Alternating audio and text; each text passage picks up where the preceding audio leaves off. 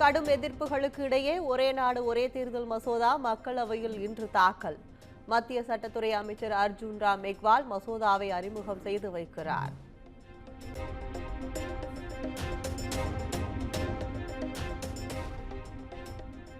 ஒரே நாடு ஒரே தேர்தல் ஜனநாயகத்தின் குரல் வலையை நெரிக்கும் செயல். பொன் அமராவதியில் சட்டத்துறை அமைச்சர் ரகுபதி பேச்சு.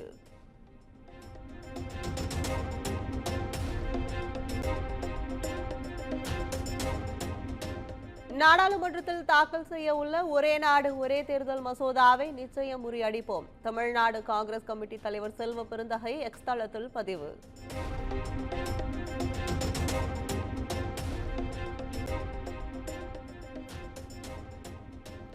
இலங்கையின் பொருளாதார வளர்ச்சிக்கு இந்தியா தொடர்ந்து ஆதரவு அளிக்கும். இலங்கை அதிபருடனான சந்திப்பின் போது குடியரசுத் தலைவர் திரௌபதி முர்மு உறுதி.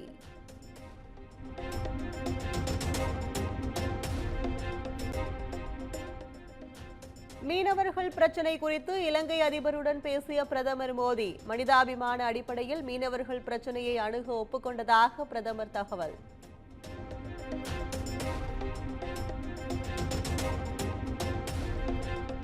இந்தியா இலங்கை இடையிலான மீனவ பிரச்சினைக்கு விரைவில் நிரந்தர தீர்வு காண்போம். இலங்கை அதிபர் அனுரகுமார திசநாயக்க உறுதி.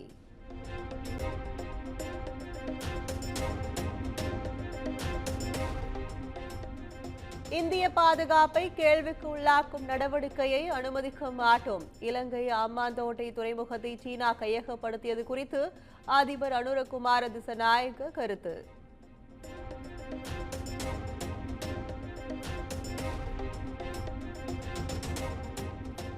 இலங்கை கடற்படையால் கைது செய்யப்பட்ட தமிழக மீனவர்களையும் படகுகளையும் விடுவிக்க பரிசீலிக்க வேண்டும்.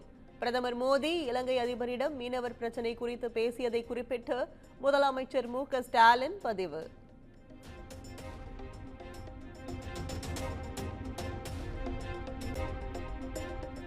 வங்கக்கடலில் உருவானது குறைந்த காற்றழுத்த தாழ்வு பகுதி. மேலும் வலுப்பெற்று மேற்கு வடமேற்கு திசையில் தமிழகம் நோக்கி நகரும் என வானிலை மையம் கணிப்பு.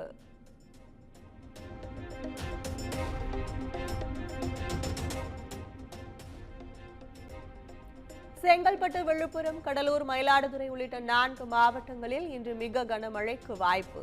சென்னை, திருவள்ளூர், காஞ்சிபுரம், திருவாரூர், நாகை மாவட்டங்களிலும் கனமழை பெய்யக்கூடும் என்று வானிலை ஆய்வு மையம் அறிவிப்பு.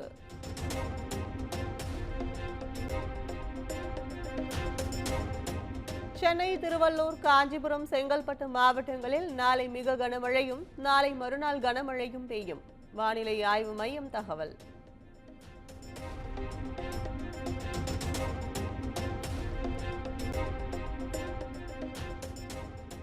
அமைச்சர் செந்தில் பாலாஜிக்கு ஜாமீன் வழங்கப்பட்டதற்கு எதிராக தாக்கல் செய்த மனு உச்சநீதிமன்றத்தில் இன்று விசாரணை.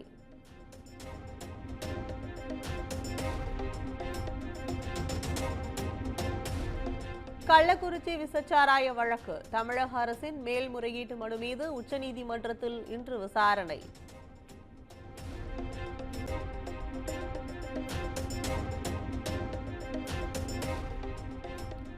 உலக செஸ் சாம்பியன்ஷிப் பட்டம் வென்ற குகேஷுக்கு தமிழ்நாடு அரசு சார்பில் இன்று பாராட்டு விழா.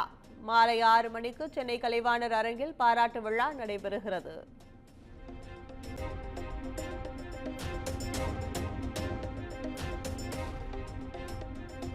திருவண்ணாமலை கார்த்திகை தீப திருவிழாவின் 3ஆம் நாள் தெப்பல் உற்சவம். வள்ளி தெய்வானையுடன் ஐயங்குளத்தில் பவனி வந்த முருகப்பெருமான்.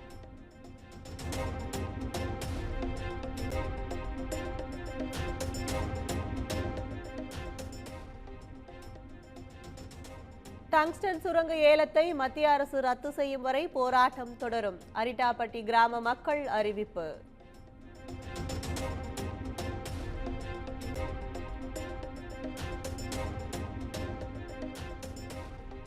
இலங்கை சிறையில் இருந்து விடுவிக்கப்பட்ட தமிழகம் மற்றும் காரைக்கால் பகுதியைச் சேர்ந்த மீனவர்கள் 18 பேர் சென்னை விமான நிலையம் வந்த மீனவர்களை மீன்வளத்துறை அதிகாரிகள் வரவேற்றனர்.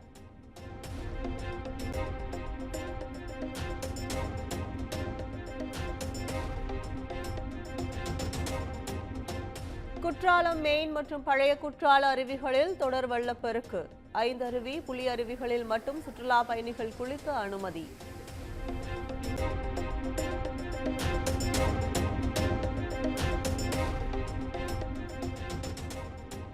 புதுக்கோட்டை மாவட்டம் ஆவுடையார் கோவில் அருகே தொடர் மழை காரணமாக ஏற்பட்ட வெள்ளப்பெருக்கால் 5 கிராமங்களுக்கு செல்லும் சாலைகள் துண்டிப்பு. கதிராமங்கலம், கொத்தமங்கலம் பகுதியைச் சேர்ந்த மக்கள் 15 கிலோமீட்டர் தூரம் சுற்றி செல்லும் அவலம்.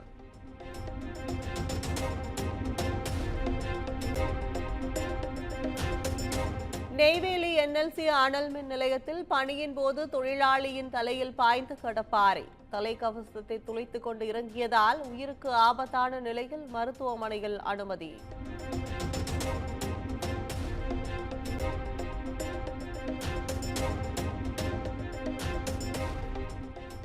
ஜோலார்பேட்டை அருகே தனது மனைவியின் தங்கை குளிப்பதை செல்போனில் வீடியோ எடுக்க முயன்ற கட்டிட தொழிலாளி கைது. விசாரணையில் பல பெண்களை வீடியோ எடுத்தது அம்பலம்.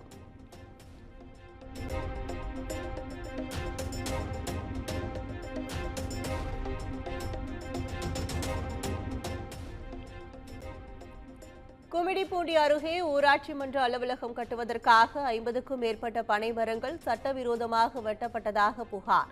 சமூக விரோதிகள் மீது உரிய நடவடிக்கை எடுக்க சுற்றுச்சூழல் ஆர்வலர்கள் கோரிக்கை.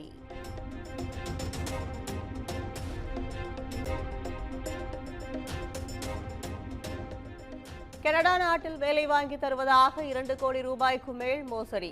புகார் கொடுத்து ஓராண்டு ஆகியும் காவல்துறை நடவடிக்கை எடுக்கவில்லை என 50க்கும் மேற்பட்டோர் புதுக்கோட்டை மாவட்ட ஆட்சியரிடம் மனு.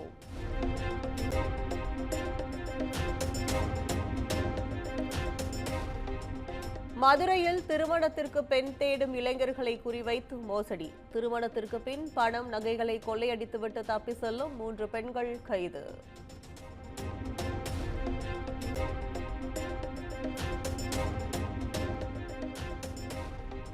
புதுச்சேரியில் தலைக்கவசம் அணிந்து வந்த இருசக்கர வாகன ஓட்டிகளுக்கு பூ கொடுத்து பொன்னாடை அணிவித்த காவல்துறையினர். வருகிற ஜனவரி 1ஆம் தேதி முதல் தலைக்கவசம் அணியாத வாகன ஓட்டிகளுக்கு 1000 ரூபாய் அபராதம் விதிக்கப்படும் எனவும் வாய்மொழியாக எச்சரிக்கை.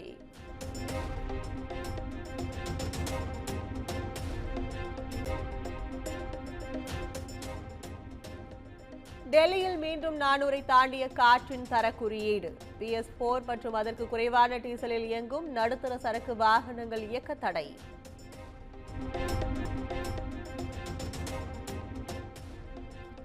ஜார்ஜியாவில் செயல்பட்டு வரும் இந்திய உணவகத்தில் கார்பன் மோனாக்சைடு வாயு கசிந்து விபத்து. இந்தியர்கள் 11 பேர் உயிரிழந்துள்ளதாக தகவல்.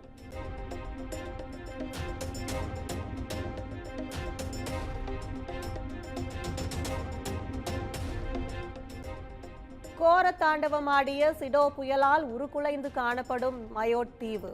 1000த்திற்கும் மேற்பட்டோர் உயிரிழந்திருக்கலாம் என அச்சம்.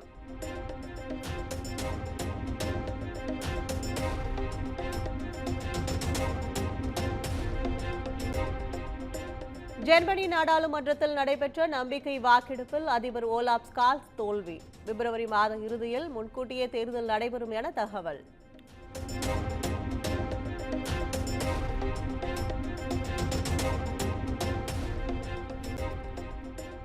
அமெரிக்காவின் மேடிசன் பகுதியில் உள்ள பள்ளியில் துப்பாக்கிச்சூடு நடத்திய மாணவன், ஆசிரியர் உட்பட 3 பேர் உயிரிழப்பு.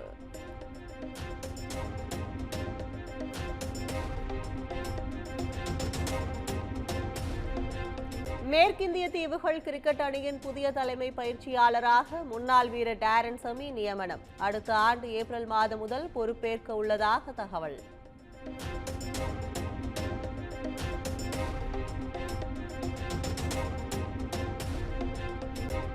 ப்ரோ கபடி லீக் போட்டியில் புனேரி பால்டனை வீழ்த்தி பாட்னா பைரேட்ஸ் பிளே ஆஃப் சுற்றுக்கு முன்னேற்றம். மற்றொரு ஆட்டத்தில் பெங்கால் வாரியர்ஸை வீழ்த்தி பிளே ஆஃப் சுற்றுக்கு தகுதி பெற்றது தபாங் டெல்லி அணி.